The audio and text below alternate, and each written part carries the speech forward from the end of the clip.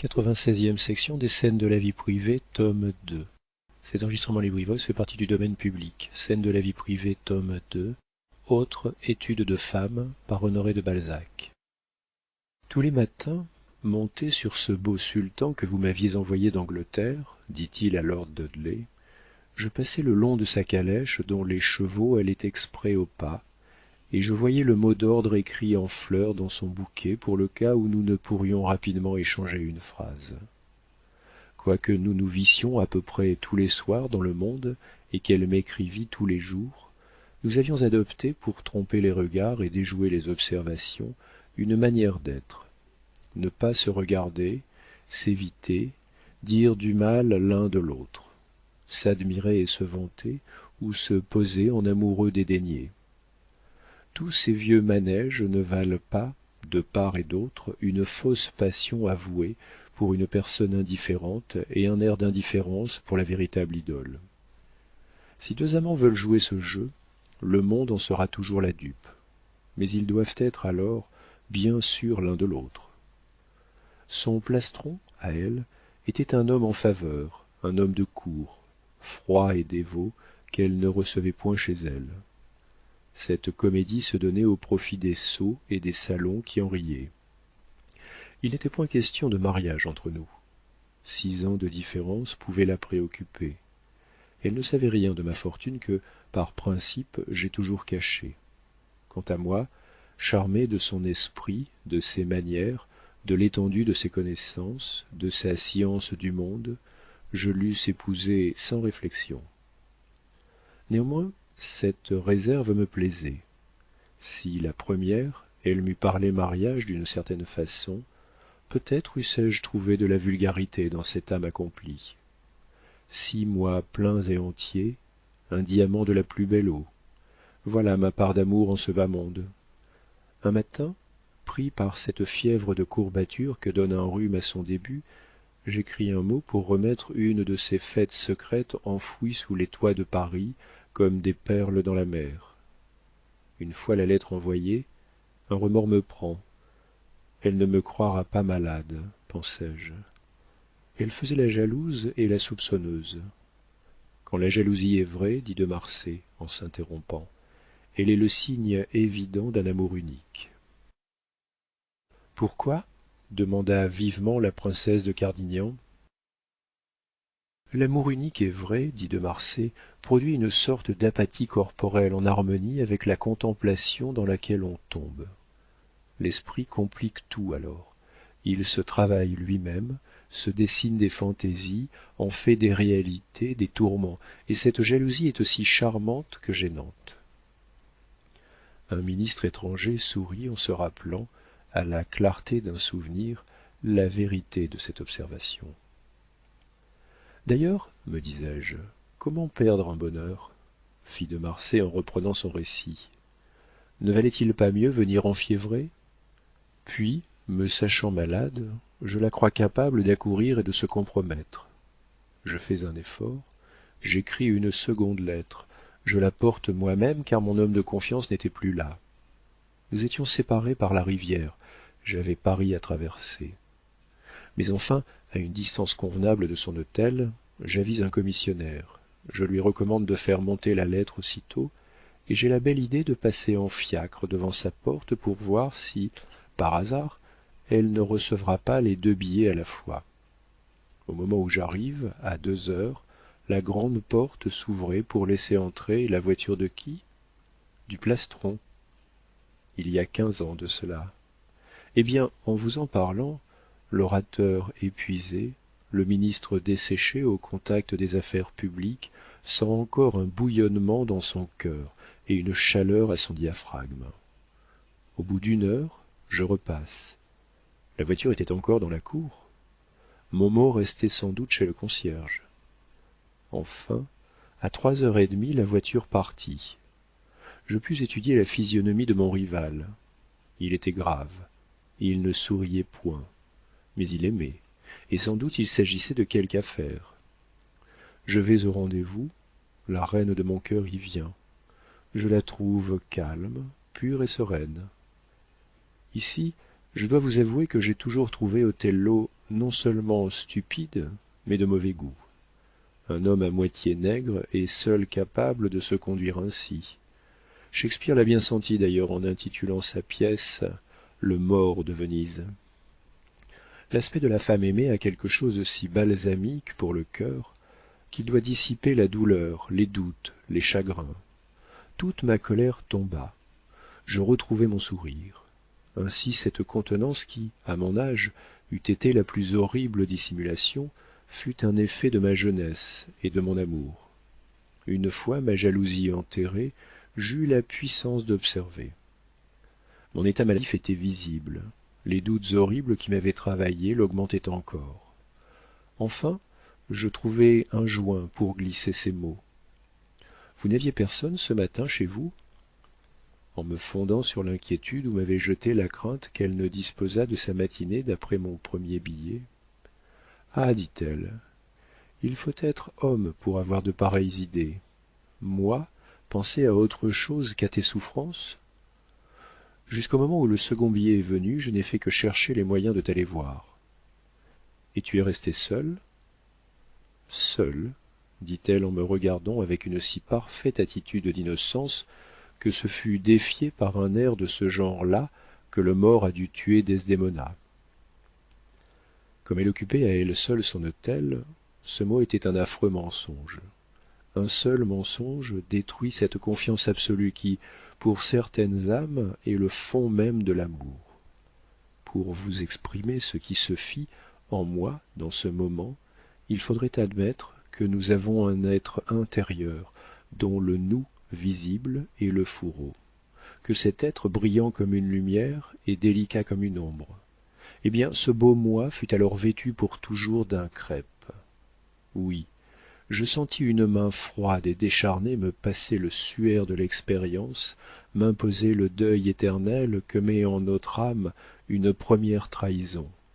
En baissant les yeux pour ne pas lui laisser remarquer mon éblouissement, cette pensée orgueilleuse me rendit un peu de force. Si elle te trompe, elle est indigne de toi. Je mis ma rougeur subite et quelques larmes qui me vinrent aux yeux sur un redoublement de douleur, et la douce créature voulut me reconduire jusque chez moi, les stores du fiacre baissés. Pendant le chemin, elle fut d'une sollicitude et d'une tendresse qui eussent trompé ce même mort de Venise, que je prends pour point de comparaison.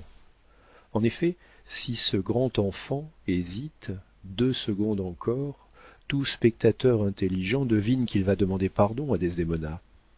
Aussi, tuer une femme, est-ce un acte d'enfant? Elle pleura en me quittant, tant elle était malheureuse de ne pouvoir me soigner elle-même.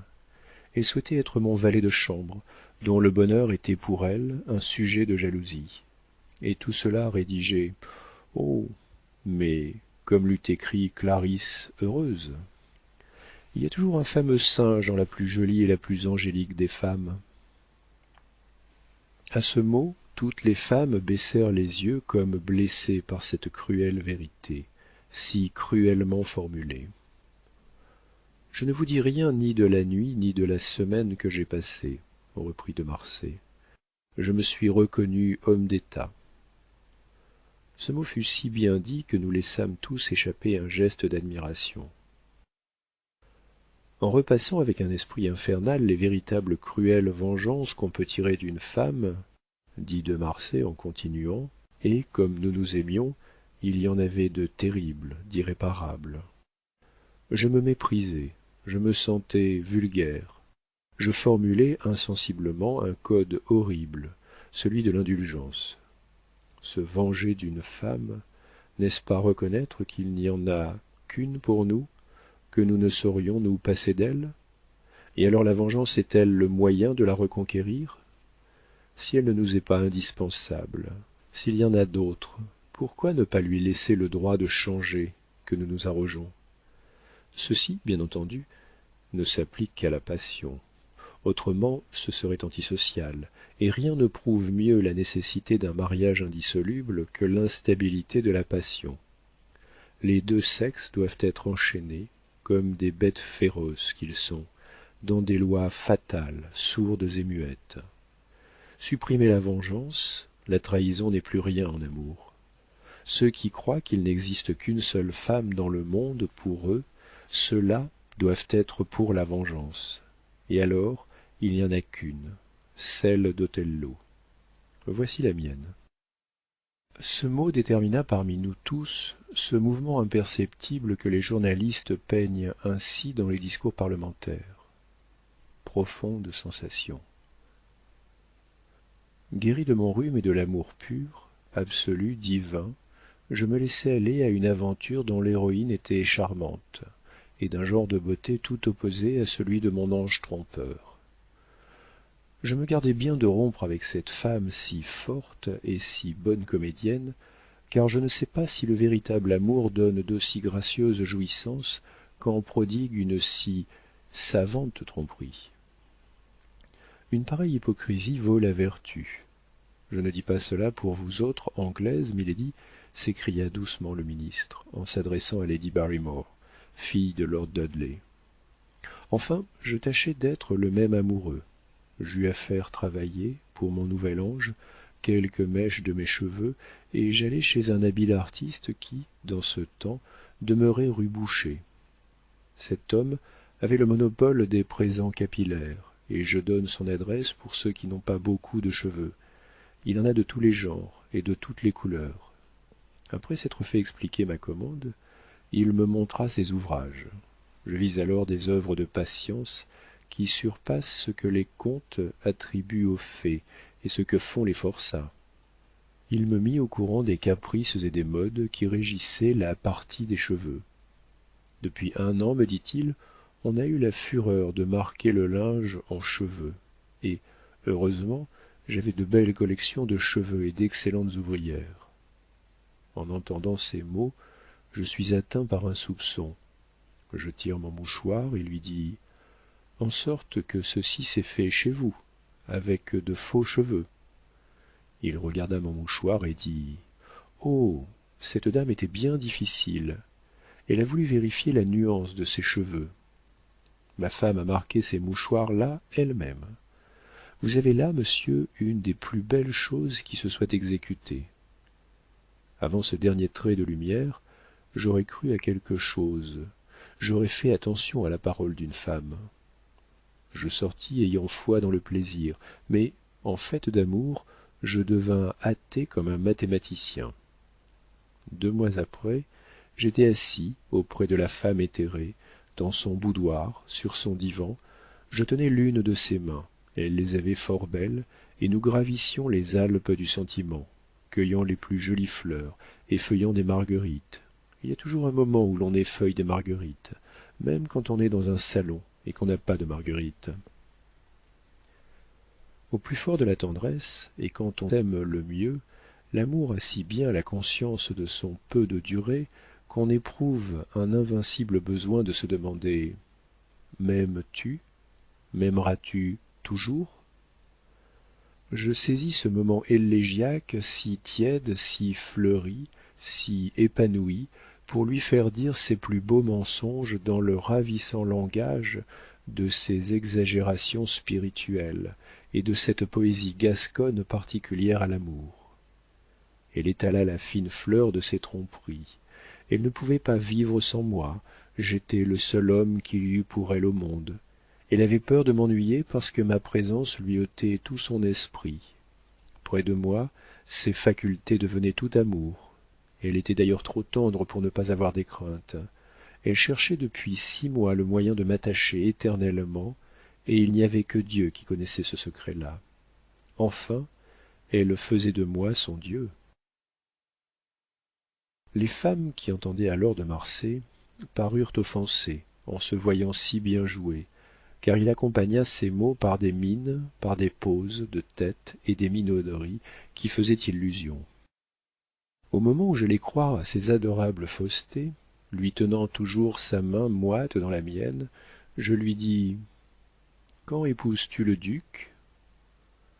Ce coup de pointe était si direct, mon regard si bien affronté avec le sien, et sa main si doucement posée dans la mienne, que son tressaillement, si léger qu'il fût, ne put être entièrement dissimulé. Son regard fléchit sous le mien, une faible rougeur nuança ses joues. Le duc? Que voulez-vous dire? Répondit-elle en feignant un profond étonnement. Je sais tout, repris-je, et, dans mon opinion, vous ne devez plus tarder. Il est riche, il est duc, mais il est plus que dévot, il est religieux. Aussi suis-je certain que vous m'avez été fidèle, grâce à ses scrupules. Vous ne sauriez croire combien il est urgent pour vous de le compromettre vis-à-vis de lui-même et de Dieu. Sans cela, vous n'en finiriez jamais. Est-ce un rêve?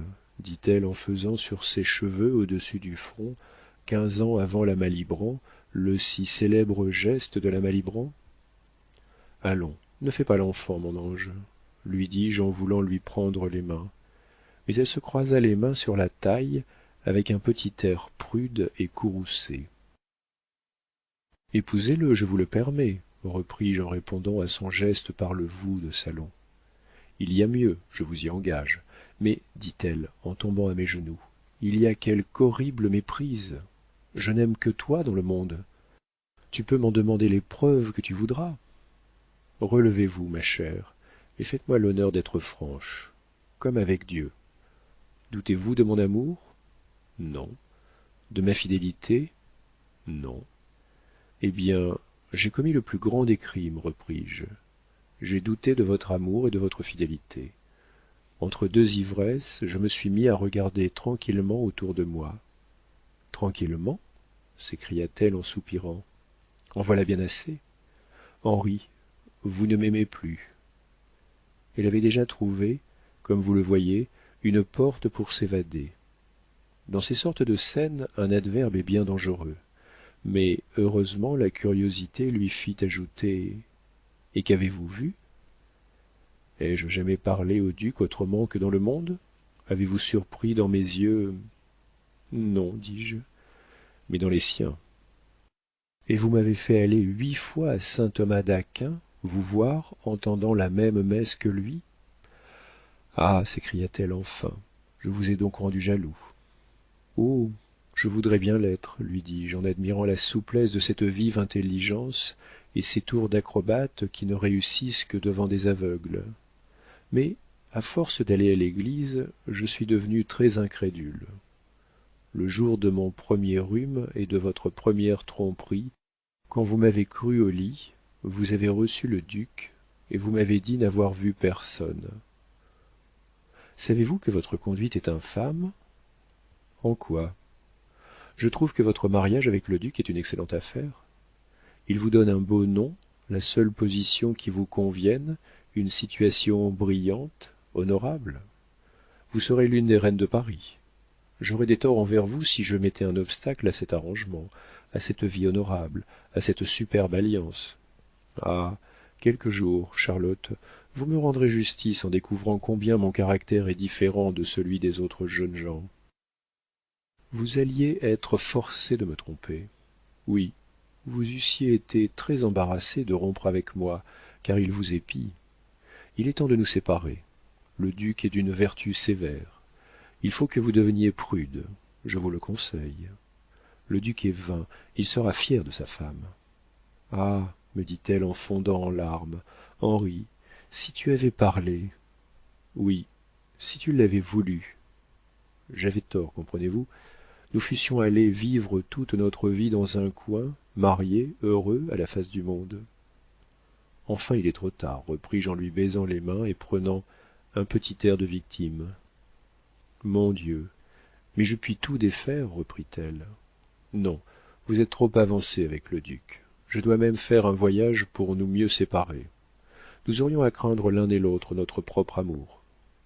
Croyez-vous, Henri, que le duc ait des soupçons? J'étais encore Henri, mais j'avais toujours perdu le tu. Je ne le pense pas, répondis-je en prenant les manières et le ton d'un ami. Mais soyez tout à fait dévote, réconciliez-vous avec Dieu, car le duc attend des preuves, il hésite, et il faut le décider. Elle se leva, fit 2 fois le tour de son boudoir dans une agitation véritable ou feinte. Puis elle trouva sans doute une pose et un regard en harmonie avec cette situation nouvelle, car elle s'arrêta devant moi, me tendit la main et me dit d'un son de voix ému: eh bien, Henri, vous êtes un loyal, un noble et charmant homme. Je ne vous oublierai jamais. Ce fut d'une admirable stratégie. Elle fut ravissante dans cette transition, nécessaire à la situation dans laquelle elle voulait se mettre vis-à-vis de moi. Je pris l'attitude, les manières et le regard d'un homme si profondément affligé que je vis sa dignité trop récente mollir. Elle me regarda, me prit par la main, m'attira, me jeta presque, mais doucement, sur le divan, et me dit après un moment de silence: je suis profondément triste, mon enfant. Vous m'aimez? Oh oui. Eh bien, qu'allez-vous devenir? Ici, toutes les femmes échangèrent un regard. Fin de la 96e section.